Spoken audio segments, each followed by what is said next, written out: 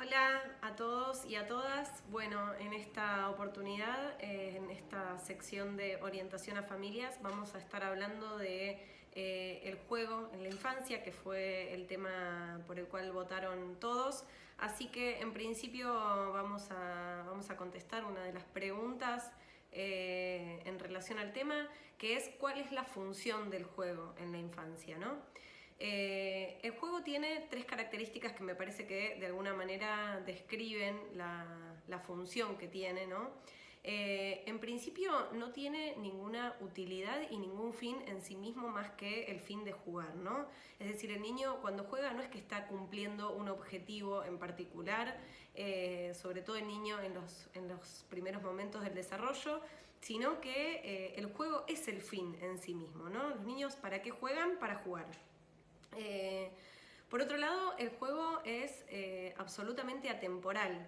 ¿Esto qué quiere decir? Que no hay un tiempo definido para el niño, ¿no? Un niño puede estar durante horas y horas jugando a algo y de repente el padre o la madre o alguien les dice, bueno, se terminó la hora de jugar, ahora es hora de dormir o ahora es hora de ir a comer, y el niño se siente absolutamente decepcionado y dice, recién empecé, por ejemplo, ¿no? Es decir, hay algo del juego que es atemporal, trasciende, ¿no? los límites del tiempo preestablecidos, y también trasciende lo espacial, ¿no? De alguna manera. Es decir, el niño cuando está jugando puede estar en más de un lugar a la vez, ¿no? Puede estar en el comedor de su casa y sin embargo jugar a que está en una nave espacial, jugar a que está en un pantano, jugar que está al aire libre. Es decir, el juego en este sentido no necesita anclarse a los espacios o a los objetos concretos, sino que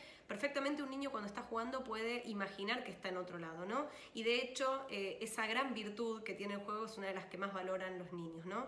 Del mismo modo, los objetos con los cuales los niños eligen jugar no son siempre juguetes, ¿no?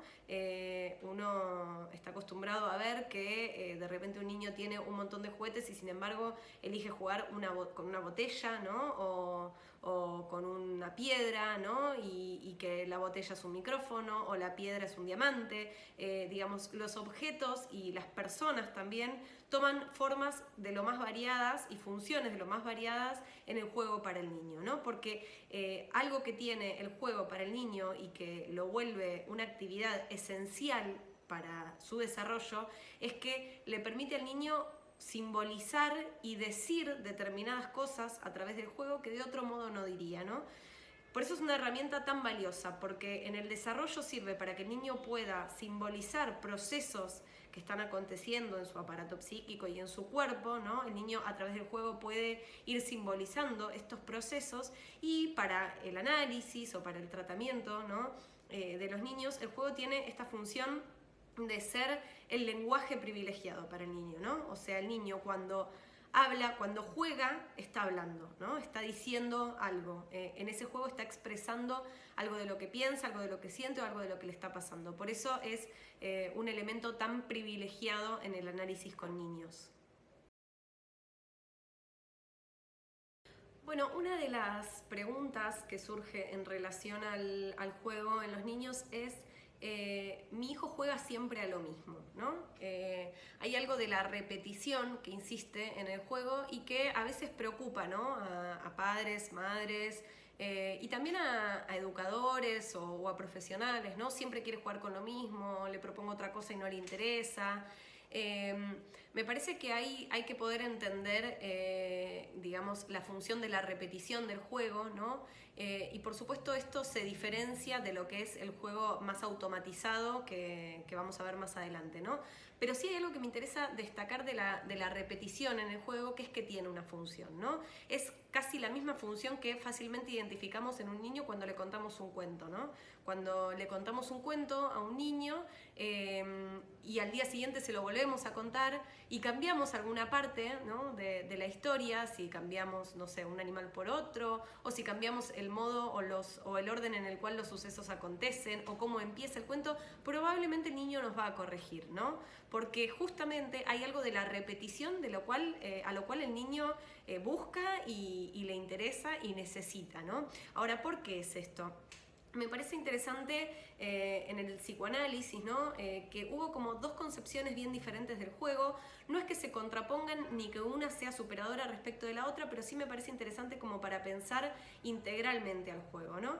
En un primer momento, en un texto de Sigmund Freud que se llama El creador literario y el fantaseo, Sigmund Freud identificaba, ¿no? Y homologaba el juego al fantaseo, ¿no? En el adulto, el juego en el niño, al fantaseo en el adulto, y a, digamos, esa capacidad imaginativa que tiene el creador literario, ¿no? O el poeta.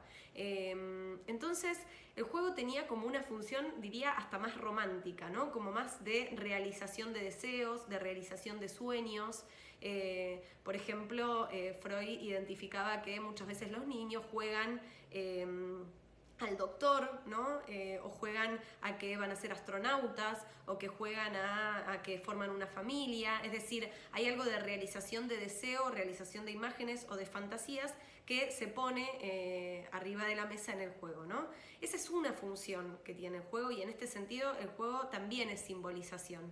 Ahora, más allá del principio de placer, ¿no? Muchos años después, en 1920, hace exactamente 100 años, Freud descubre otra función del juego que me parece que es muy interesante, que es la función de, asociada a la repetición, de simbolización que el juego tiene para representar algo que resulta traumatizante para el niño, ¿no? Traumatizante, angustiante, preocupante. Es decir, aquellas escenas que el niño vive en el desarrollo que le resultan tal vez angustiantes, traumáticas o difíciles de procesar, el niño las simboliza a través del juego, ¿no?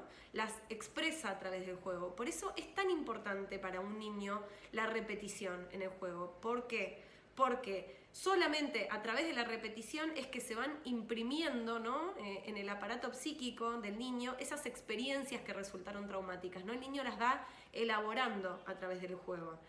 Por eso que un niño repita siempre el mismo juego o elija siempre el mismo juego no tiene nada de malo, sino que se trata precisamente de que el niño probablemente con el juego está tratando de simbolizar, inscribir algo de algún evento propio de su desarrollo. Y acá me detengo y digo algo importante. Cuando digo que un evento en el desarrollo puede ser traumático o angustiante, no estoy hablando de cosas necesariamente graves, ¿no? Para cualquier niño puede llegar a ser angustiante la llegada de un hermanito, la mudanza, el ingreso en la escolaridad, una situación asociada a alguna angustia de los padres, algún evento familiar. Inclusive puede ser traumático algo positivo, ¿no? Porque, ¿qué quiere decir que algo sea traumático? Simplemente que, para decirlo de alguna manera, por la cantidad de información que representa ese evento, el niño no cuenta con los recursos para elaborar todo eso al mismo tiempo. Por eso es que se toma el tiempo del juego y se toma este tiempo que implica la repetición.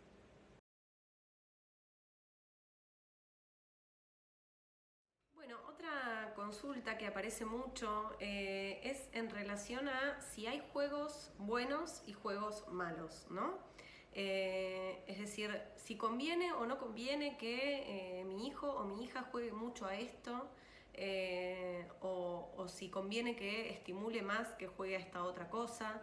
Y frente a esto yo tengo algunas apreciaciones. En principio siempre me parece importante apelar al caso por caso, ¿no? Es decir, cada niño tiene sus elecciones, cada niño tiene sus preferencias, hay niños y niñas muy distintos.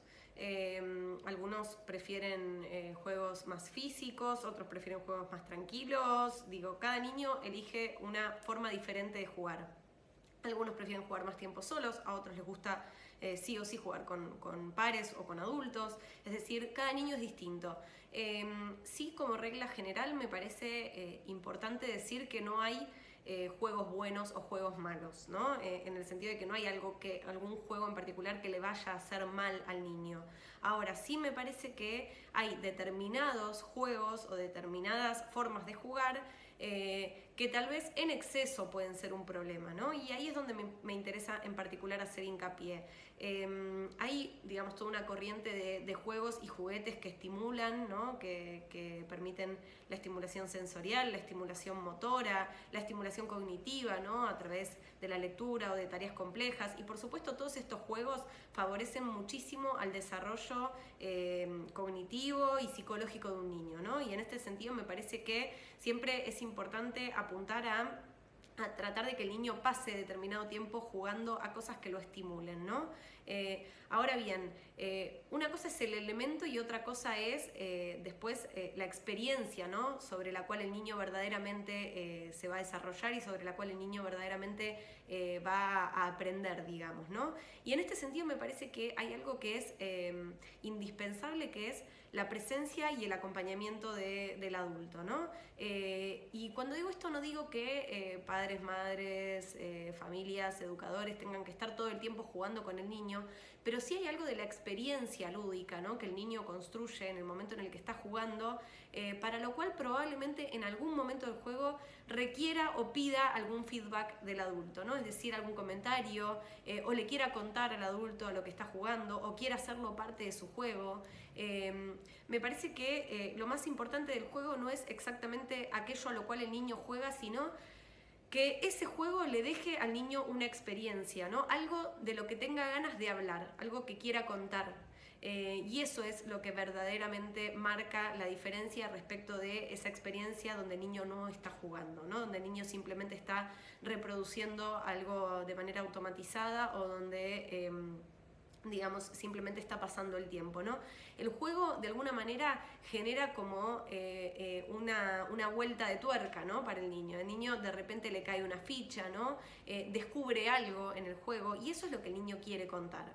Y en este sentido, digo, cada juego es diferente y no hay juegos buenos y no hay juegos malos, pero sí me parece que es interesante no solo estimular en el desarrollo del niño a través de juegos y propuestas variadas, ¿no? y acompañar esas propuestas, sino también de generar, digamos, cierto interés respecto de la experiencia que le dejó ese juego, ¿no? Por eso yo siempre digo una pregunta interesante para un niño, ¿no? Y que probablemente acepte contestar, ¿no? Los niños no siempre tienen ganas de contestar preguntas, pero en general muchas veces eso es porque las preguntas nos interesan, las respuestas nos interesan mucho más a los adultos que lo que les interesan a los niños, ¿no?